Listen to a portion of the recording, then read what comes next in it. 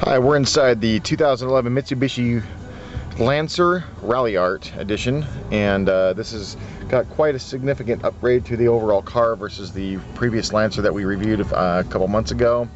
Most notably is the turbocharged motor that puts out a whopping 237 horsepower and 253 pound-feet of torque, and it's a really fun car to drive. It has the Evo borrowed transmission of the twin clutch SST system, and basically the switch allows you to go from normal to sport mode, and sport mode is really where the fun is. But even in normal mode, it's a fun car to drive.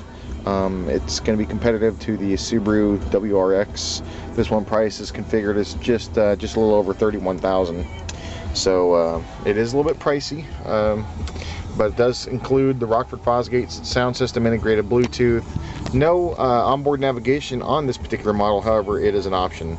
As you can see, it has the same basic 3 dials for your temperature controls we saw in the other Lancer, same instrumentation. And then when you'll see a little bit change here when I shift between normal and sport mode on the button down here.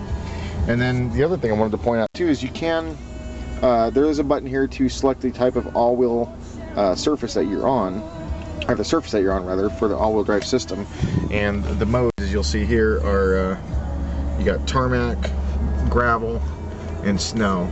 And essentially what that does is it changes the front to rear wheel drive bias depending on the surface type you're on. So for most everyday driving, I just leave it on tarmac, and haven't had any issues with traction even on dirt roads or anything like that, and haven't had a chance to take it in the snow yet, but I'm sure it'd do quite well.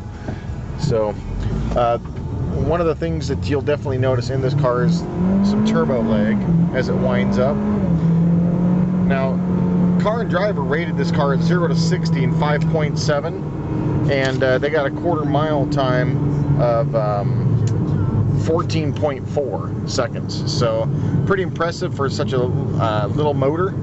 And again, a lot of that has to do with the sweet transmission that comes in it, that really gives it some aggressive shift points, and for all intents and purposes, it is a lot like driving a stick shift car without the hassle, of course, of a clutch. So it does seem to work as stated, and if you're in the rally type market, then I would highly suggest you give the Ralliart a drive. It seems to fit its demographic quite well, given the people that kind of like that kind of car. So once again, the tranny does, I mean, the whole performance here does really pick things up. So you can see it holding the gear. It's still in manual mode. There it goes. Goes ahead and shifts it for me. Alternatively, I can use the paddle shifters here as well. There is a manual mode to put the transmission into, and for those people that like to shift like that as well.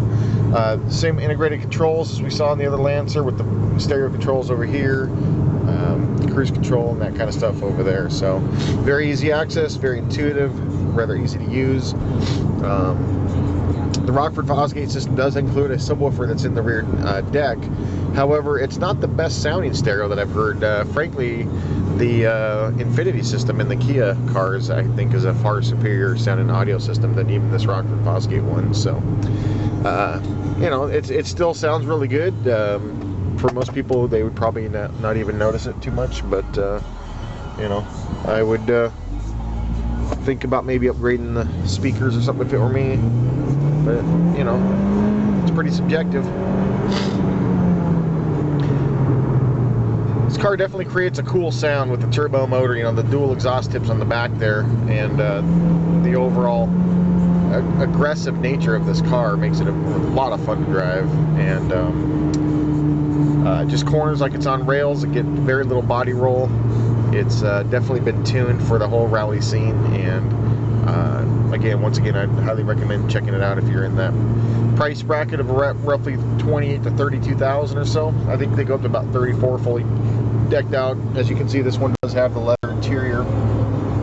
It does have the heated leather seats as well for the front passengers, power locks, power windows.